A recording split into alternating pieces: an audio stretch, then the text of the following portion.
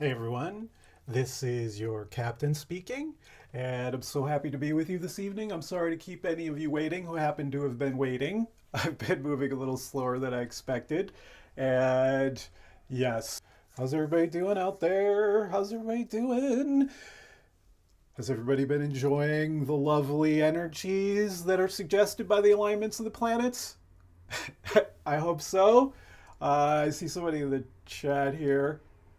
See, sound is good, Esther. Okay, thank you. So, yeah, I hope you've all been enjoying this lovely Pisces season. And I say that because we have, up until today, Venus just moved into Aries, but up until today, we had Venus, Mars, Jupiter, and Neptune. And not too many days ago, the moon was there as well. We had 5 planets in Pisces, and one of them is Neptune, which like doubles the Pisces energy.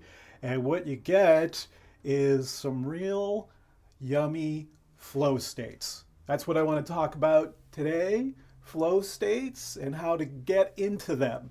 That's what I want to talk about, amongst other things. Flow states and how to get into them.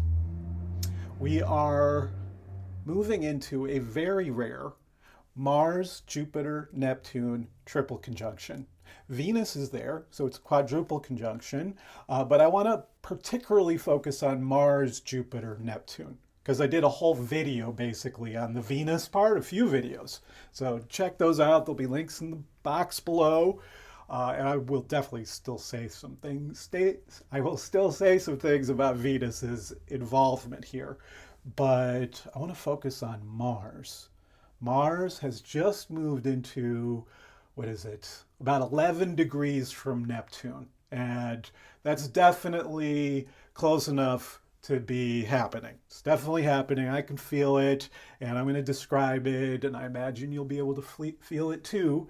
But it's just going to be getting stronger day by day here, and it's going to pretty much last. We're talking about a Mars-Neptune conjunction, but a Mars-Neptune-Jupiter triple conjunction.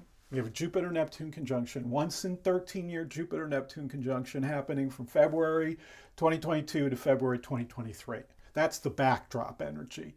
And then all of the inner planets have been going across that, activating it. The Sun and Mercury and Venus and now Mars. And the moon each month goes across it. And so, yes, the Jupiter-Neptune is ongoing, but Mars is coming onto both over the next 6 weeks or so. I think we'll give it a generous range of about 6 weeks. And this is a very rare thing. I didn't realize just how rare until earlier today when I looked it up. I wanted to look up how often does a Mars-Jupiter-Neptune triple conjunction happen within this degree of precision, because they're going to be within 7 degrees, the 3 of them.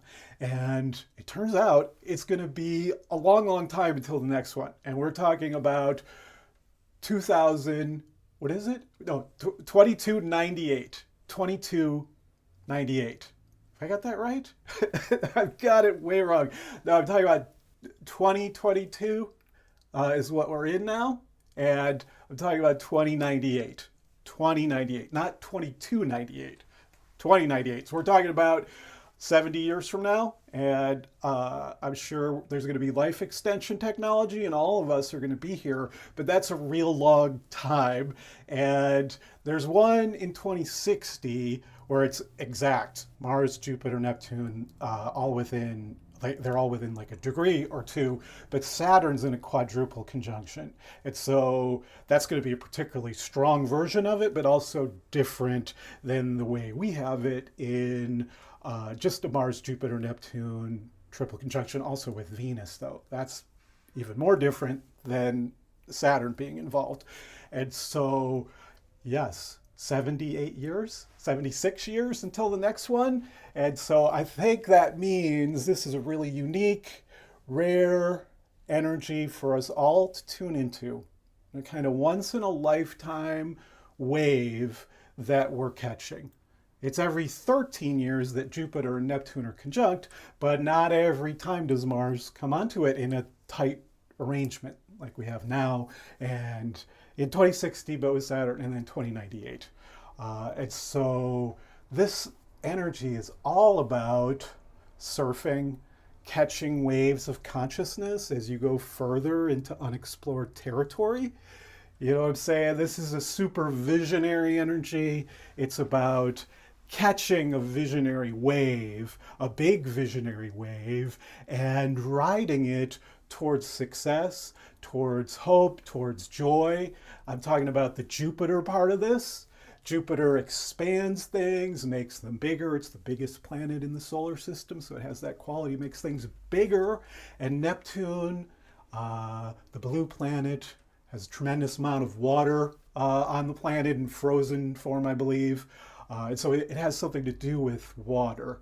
Big, expansive, healing waters, but dreams and visions and spirituality generally, inspiration, supernatural paranormal phenomena, and all kinds of stuff. Neptune dissolves the boundaries between worlds, dissolves the boundaries between dimensions, and yeah, opens us to the expansive territory that lies beyond this ordinary realm. That's not so ordinary, this extraordinary realm, but other magical realms that aren't usually seen so easily become apparent under this kind of alignment. Just Jupiter, Neptune's that way, but you add Mars to it. Mars makes things more forceful. And so this is a part of the Jupiter-Neptune conjunction this year where we get a more forceful encounter with it. And so it's like that big visionary energy of Jupiter-Neptune. You add Mars, which brings force, and you just get that kind of a big, strong wave of inspiration or visionary possibilities coming towards you. Now, the question is, when that really big wave is coming towards you, what are you going to do? Are you going to get out of the way and try to run for it? Or are you going to try to find your way to surf that wave? Now, I promise you, even though it's a big wave, it's a manageable wave because the universe is kind. Doesn't try to do stuff too strong. And that's another quality of the Mars-Neptune. Mars makes the wave stronger, but Mars, while having something to do with like aggression or force, Neptune softens that. And so it's paradoxically both a strong wave, but it has a gentle quality, a gentle invitation to go further into consciousness. That's what we're talking about here. And so, yes. Pausing for a moment. How's everybody doing out there? Esther from Brazil, hello. Welcome to the chat. Welcome to my channel. If anybody out there is new here, I'd love it if you hit the like button. It really helps me to kind of spread this video out there, the algorithm and whatnot. And if you're new and you want to keep checking out videos like this, I would really love it if you hit the subscribe button and the notification bell, because then you'll get notifications every time I do one of these lives or when a new video is ready. Okay, so please do that. And I feel like I should pull a card for some reason. I'm going to do that. Jupiter-Neptune is all about like big, rich imagination, big, rich, imaginal experiences. And Neptune has to do with images. So it's really helpful to take in images to kind of activate the imagination with an alignment like this. You want to open yourself to the imagination. And so if you're in your ordinary mind states, you know, calculating the mathematical algorithms of the moment, if you're not available to drift away into the imaginal, inspirational realms, not that mathematical algorithms can't take you there. I know they can for the mathematicians out there. Or wait, am I looking at the wrong thing? I've got the camera twisted here. That's very interesting. I think what I'm going to do is start facing that way. Even though I'm used to facing over here, I'm going to face here. I'm going to do that right now. What was I saying? If you felt like I wasn't looking at you, it's because I should have been looking over here. Now I'm going to look at you.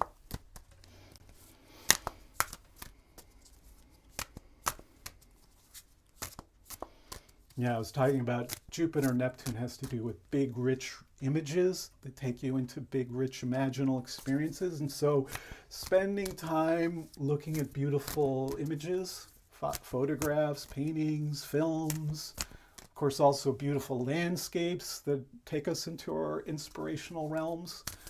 It's a really good way to open to this energy, to open to images and allow them to take you into the intuitive spaces of your psyche where healing, imaginal experiences can occur. It's like we go into our imagination and there is a healing quality there. And so it's important to allow yourself to daydream during these weeks. Have you been daydreaming recently? I mentioned in my last video that one of the things with this alignment is it has a quality of like dreaminess and a kind of call towards sleep and rest. I'm still looking at the wrong camera. Okay, I'm coming over here. It has a lot to do with surrendering to sleep and rest and feeling the call towards sleep.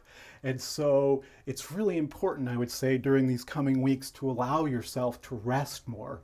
And there's something about allowing yourself to rest, relax the ordinary, kind of tight, focused, productive mind states that we're used to trying to channel. If you can kind of let those go a little bit and give yourself some space to daydream and kind of melt away into that hypnagogic realm where suddenly you can have precognitive awareness, or you can have different kinds of psychic experiences happen in that in-between realm. You know what I'm saying? It's like in order to go there, you have to relax the left brain and flow into the right brain, which is what I said at the beginning about this being the ultimate alignment for flow states. And so it's really important during the next 6 weeks to bring in all of your skills, all of your knowledge in terms of what helps you get into really yummy flow states. What has been successful for you in the past for getting into flow states, because if you can do those things in the next 6 weeks, you're more likely to kind of catch the wave of the possibilities for this alignment, because we're talking about surfing here, being surfers of consciousness, surfers of flow. And yes, it's like if you can find your way into a flow state, and then once you're in that flow state, you're in a kind of heightened intuitive place where you just naturally surrender to the flow. You surrender to the flow when you're in flow, but you got to know how to get into flow to then surrender to it even more and let it take you where you're going. You know, take you towards the intuitive places that sometimes you don't get to experience if you're not letting your intuition lead the way. Some people kind of have strong intuition, but they kind of keep it secondary, keep it to the side. But this is a good time, these next 6 weeks, for letting yourself experiment with how about really taking strong action from that intuitive awareness without letting the left brain come in and second guess it. How about letting yourself really trust that intuitive pull and let yourself be pulled in that direction in a flowing way where it's like catching a wave, it's like surfing a wave. I think that's what we're talking about. Talking about surfing intuitive waves of consciousness that lead to positive timelines where, yeah, you're following a hopeful vision for your life. I think that's what we're talking about in 2022 generally, is opening to a really positive vision for your life going forward. It's a once in 13-year Jupiter-Neptune conjunction. And so we're talking about catching a wave that's meant to catch you through, that's meant to take you through the next 13 years. It's a 13-year healing wave that you're catching that has a lot to do with, yeah, kind of catching a positive vision for your life. And so, yes, but this Mars conjunction with it, again, you're not going to have this opportunity again for the next 78 years, was it? And so this is an incredible moment for practicing taking strong moves from a place of flow and intuitive guidance. It's like, this is the time to really practice those moves and trust your intuition to pull you onto the waves that you're meant to surf towards happiness. Yes, that's what I think. And so, okay, where are we? I'm pausing. I had a card that just fell out, so I'm going to just put it up there. It's the Lord of the Forest, that says. Lord of the Forest. Look at that character. Lord of the Forest. Anybody meet this person ever? You ever run into the Lord of the Forest? Or are you a lord or lady of the forest? This is a really good time to get out into nature and go on a vision quest. Go out into nature and in that space where you don't have your devices and you are just present to yourself. Maybe you're with someone else, but you're just present, embodied, and held by nature. That is what various traditions do when they go on a vision quest. Often it's alone, but I think you can do it with other people. You go out into nature and you sit in silence, you pray, you open. In our case, it's like we really focus on the sky, we pray to the sky, and we notice what's happening around us in nature, and we let ourselves feel into our animal bodies while in nature. It's like in that space, we kind of drop out of ordinary problem-solving intellect and into a more spacious place that's one with nature. And in that place, sometimes if we're blessed, we receive a big vision.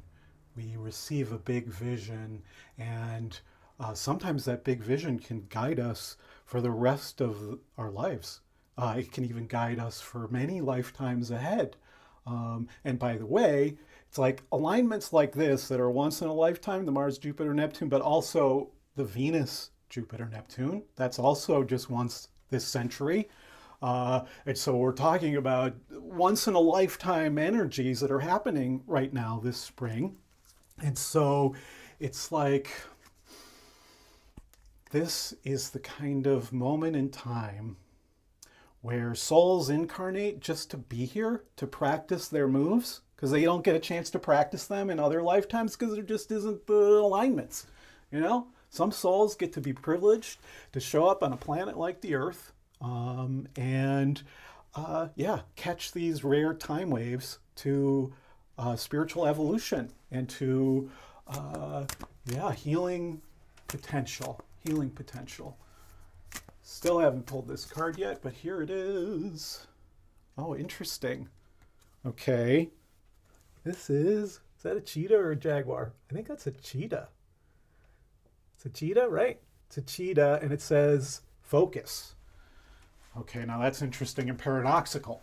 It's calling me to focus, and I'm trying to flow. It's an interesting reminder, because flow states require focus and flow. It's like you focus on an intention, and that requires a kind of left brain mind state. You focus, like if you're going surfing, you got to focus a certain amount. You got to focus on getting your gear together. You got to focus on the weather forecast. You got to focus on how am I going to get there, and maybe you got to drive a car, and you got to really be in that kind of focusing security safety mode to some degree. But then it's like, then you relax the focus and you move more into flow. But the flow is also what the focus emerges out of. The flow is what the focus emerges out of, and the flow emerges out of the focus. I think that's like a yin-yang type diagram I was trying to do there. And that reminds me that this is the ultimate alignment of living in tune with the Tao, living in tune with the way of things, allowing yourself to move at the natural pace of time, the natural pace of unique qualities of time, moving at the natural pace of planetary scale alignments, which can happen only once a century, like our current alignments. And so, yes.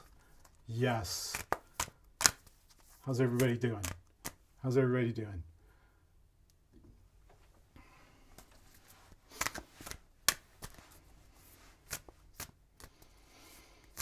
How's everybody been recently? If you've been following my channel and you've been following my videos since the end of last year when I started to really talk about these really special alignments of 2022 and just how healing the Jupiter-Neptune energy is compared to the potentially traumatizing alignment of 2020 that kind of flowed right into 2021. We had a Jupiter-Saturn-Pluto triple conjunction in 2020, and I've talked a lot about that in previous videos. But this alignment is super different. Instead of Jupiter, Saturn, Pluto, it's Jupiter, Neptune. And just last week it was Jupiter, Venus, Neptune, still Jupiter, Venus, Neptune. And now it's also Jupiter, Mars, Neptune. These are just super different energies, particularly because Neptune is so different from Saturn and Pluto. Neptune is like peaceful, it's flowing, it has a gentler energy, it's softer, and it has this kind of spiritual healing vibe versus the Jupiter, Saturn, Pluto has this kind of epic scale, global suffering potential. So lots of other things, lots of positive potentials, and I'm sure many of us feel like we've gotten so many gifts and positive things in our lives from going through the intensity of the last 2 years. So many gifts that can come out of an alignment like the Jupiter-Saturn-Pluto alignment of 2020, which also is a once in a century. Actually, it's a once in 1,000-year alignment. Talked about that a lot in 2020. And so that extremely rare energy in contrast to this very rare energy of 2022, I think it's an opportunity right now to kind of relax. Mars Neptune's a lot about relaxation, has that quality of like a yoga stretch, a flowing yoga stretch or a Tai Chi move where you have to relax your breath and you have to just let your body, release tension and move into a kind of a flowing stretch. A flowing stretch. That's an interesting idea with Mars Neptune because Mars is like the movement of kind of stretching and Neptune is the flow. And so it's not just about just floating merrily down a stream. It's about flowing downstream but guiding yourself, and like moving your oar if you need to try to get into the yummiest part of the river. You know what I'm saying? And so it's that combination of focus and flow, of effort and non-effort, flowing and acting at the same time. And so, think about water sports for this alignment, Mars, Jupiter, Neptune. It is the best alignment for water sports, one of them. Now, because Jupiter is involved and it can kind of make things bigger, and Mars also can make things stronger, there's the potential with water sports and also in a parallel to adventures in consciousness, because this alignment's very oriented not just towards like surfing, but surfing in consciousness, like the impulse to do a psychedelic experience, for example. And these are very yummy psychedelic energies, and the potential for having a really strong and healing experience is there. But there's also the potential for big waves, bigger waves where you do have to have some skills, or you intentionally lean towards I'm going to just explore a little shallower waves, perhaps. On the other hand, it's a great time to let yourself stretch towards the bigger waves because, with Neptune, it's also, again, it's like gentle, it's spiritually guided, it's spiritually healing. And so it's like if you're pulled towards a wave, the likelihood is that it's going to be a healing wave. Under these energies, I would say. And so, yes, going with the flow. It's a springtime flow time. I think I wrote that down in my notes. Springtime flow time. That's my t-shirt tagline for tonight's live stream. Springtime flow time. Is that what I called it? I think so. Let me see here. Springtime flow time. Everybody say it with me. Springtime flow time. Springtime flow time. Happy Beltane. Yesterday was Beltane. Peak of spring. It's Taurus, the sign Taurus, when the sun is in the sign Taurus. That is peak spring. Aries is the beginning of spring, Taurus is the peak of spring, and then Gemini is late spring, moving into summer. And so we're at peak spring, but we're at the middle of peak spring. It's when the sun is at the middle of the sign Taurus, 13, 14, 15 degrees. That's when we celebrate Beltane, these fertility cults and bonfires and a celebration of life coming back and life firing up. And yes, and so springtime flow time, everybody. And so what else do I want to say here? I'm going to take a look at my notes. You can see the chart here and see what I'm talking about.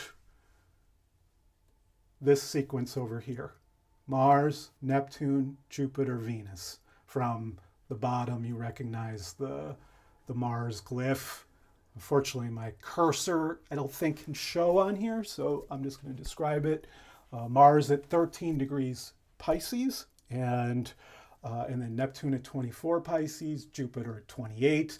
Venus was just exactly conjunct Jupiter the last few days. I went out to see it on Sunday. Is that right? Is that yesterday? Yeah, yesterday morning we went out and it was spectacular. I hope you got to see it. If you did, leave me a message about going out in the morning to see the exact Venus-Jupiter conjunction that was also there with Neptune, and you would have been able to see Mars and Saturn. I'm going to put some photos up here. I'd love to know what your experience was, because this was one of the real special ones. This past week, we went out under the heart chakra Venus gate portal, the Moon, Venus, Jupiter, Neptune quadruple conjunction. And it was just so special, so spectacular, both visually and internally, and just magic in terms of love and connection with my girl who I went to see it with. And it was just, yeah, super, super yummy. And I hope you all had yummy experiences. Let me know down below. So yeah, springtime, flow time, you can see these four together, and we're talking about altogether, it's like 3 months I've been talking about it. March, April, May, but into June, these 4 planets together. And so tune into the last few weeks. Notice how you've been feeling. Have you been feeling a little dreamier? Have you felt like you just wanted to flow more and didn't want to focus so much? Or were you flowing too much and you needed to focus some more? That's what we're talking about. It's dream time, baby. It's dream time. So let's see here. Yeah, you can see Venus just moved into Aries. And Jupiter is going to move into Aries by the end of the month. And Mars will also move into Aries by the end of the month. Even though they're all still with Neptune there, I think it's worth noting that all of the inner planets and Jupiter have now gone across the Jupiter-Neptune, but all have moved into Aries. And so on the one hand, we're just getting that real kind of fiery energy of spring that's just ongoing and likely to be even more potent with these planets moving into Aries and moving further into spring. But at the same time, we've got all this Neptune happening. And so that's more like water. That's more like flow. It has a kind of softer energy. Aries is more fiery, more movement oriented. And so you get a lot of paradox right now. And I think they work well together because you get the heat, the fire, the movement of Mars and Aries, but you still get the dreamy inspirations and visions of the Jupiter-Neptune. So instead of just going to sleep, you can get pulled into movement, pulled into action. And so I think this is a really important time for starting to take action towards your vision of your life going forward over the next 13 years. This is a really good time to start really taking action, but doing so in a way where you're pulled towards the action. You're pulled in an intuitive way, as I was talking about earlier. And so, yes, letting yourself be pulled by your intuition, and like as you're pulled into action, it's like you start to paddle your boat, which is a card that I just got. Didn't I just get that card?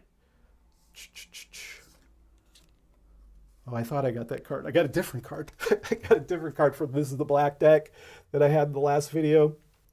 See that character there? Son of Wands, going off on a hike, which is one of the best ways to get into a flow state. You get to move and be out in nature, hopefully. And it's like the longer you walk in nature, the longer you walk generally. I have this experience here in San Francisco all the time. It's like you get out moving and you just put one foot in front of the other and you keep doing that repetitive movement, especially bilateral motion is really helpful for moving into flow states. It's like you're moving, one foot in front of the other, you're swinging your arms, and eventually, usually for me, it's about 3 to 5 miles of that, I'm just in flow. I'm in flow, and my intention is to get into flow. And it's like I love the experiences that I have when I'm out on long walks and in that flow state. And I'm sure you've had this experience, whether it's walking or in other ways, like artistic creativity is another great way to get into flow states. Different kinds of athletics, any kind of athletic practice, whether it's extreme sports, can pop you into flow, but really any athletic discipline where you just sustain the movement for a certain amount of time, the tendency is to move into flow. And my experience is those flow states are healing states of consciousness, and they're also intuitive states of consciousness, and they are also where I find inspiration and intuitive guidance. So it's like I walk for 5 miles, I get into flow, and all of a sudden I find my intuition kicks in, and I start to get inspired towards intuitive actions. Like I'll get a sense of, oh, this is what I need to do tomorrow, or this is what I need to do next week. It's like I tune into more possibilities kind of outside of time, where it's like I feel pulled into an intuitive direction, where it's like, wow, I hadn't really thought of that way of moving forward, and all of a sudden it's like, whoa, there it is. I'm going to let myself be pulled in that direction and surrender to the wave, surrender to it, but also catch it skillfully, surrender to it, focus to catch it, and then surrender to ride it. Focus to catch the wave, and then surrender to ride it. That's, I think, when I go for a long walk, it's like I focus on the walking. I have to focus on, okay, my intention is to walk to the beach, for example. It's about 5 miles from where I live here in the Castro to the beach. And it's like I don't necessarily know that's where I'm going. First, I usually just have an intention to walk for 3 miles. And then it's like, if during those first 3 miles, I'm feeling like it, I'll just keep going somewhere. And so I feel intuitively guided to keep the walk going. But then often it's like, while I'm in that flow state, I'll just have more visionary experiences, have more of a sense of visionary possibilities, whether it's in the near term or the far term. And so these are great weeks for practicing getting into flow states. And so I've mentioned one way of getting into flow, but the most important, I would say, and what the research shows, one of the most effective ways of getting into flow is to just do something that you love, something that you have consistently loved in your life. Do something that you love doing, that you have some skill at, and just have the intention of getting a little better at that thing that you love doing, that you have developed some skill at. And so just it could be going for a long walk is something like I enjoy getting better at going for long walks. I also enjoy photography. I enjoy getting a little better at photography over the scale of years.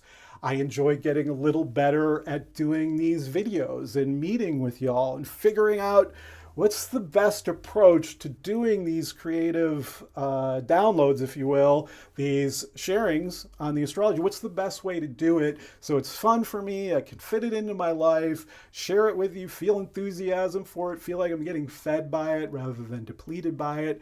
And it's an experiment every time for me doing this over the years. It's like sometimes I've done it well, I feel, in terms of different measurements. You know, there's different ways of measuring how well you're doing at something. But it's like the experience of generally feeling like it's becoming more satisfying, enjoying it more, getting better at it. That's what can get you into flow. So do you have something that you have some skills at that you really love doing, you really enjoy it, but also you love getting better at it? And so this would be a great 6 weeks to have time for that, you know, leaning in the direction of getting better at something you're already good at, and then catching a wave of flow, catching a wave of inspiration from that experience of flow. What's another great way to get into flow? Athletics is one of the best, but another is, two that come to mind. Risk taking. Any kind of risk taking where you risk being vulnerable, especially where you do something that's a little bit outside of your comfort zone, not too far outside of your comfort zone, which is key with flow states. You don't want to push yourself too hard or it becomes stress, you know, trying to get too much better, too fast at something just creates stress, you know, when you're hypervigilant and tense and you judge yourself and all that. That's not going to bring you into flow. It's got to be where you're in a self-loving attitude towards yourself and you're not pushing yourself. You're not demanding that you get better at something on a certain time scale, but where you enjoy, you know, sometimes doing better than other times, you know, and gradually increasing your skill at something. So this would be a great 6 weeks, the next 6 weeks, to really, find what it is that you already love to do, that you already have a proven track record of the flow states that come when you have that experience of getting better at it. And yes,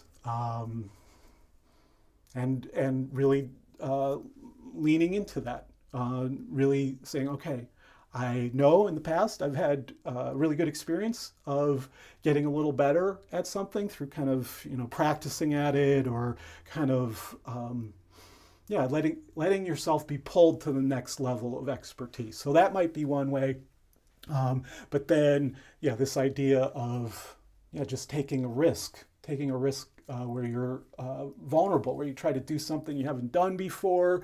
Maybe it's, reaching out to a friend where you haven't been super vulnerable. Maybe you haven't been super honest about something, and you risk just sharing, hey, I feel like I want to share a little more about, say, that thing that happened last year, you know, and it's like, whoa, it's kind of scary. I don't know if this is good, but it's like just taking that risk, you know, with somebody that's safe, you know, that loves you. Often that'll just pop you into flow and into a more intuitive, kind of softer, gentler state of consciousness. So yes, pausing. Who's out there? Who's out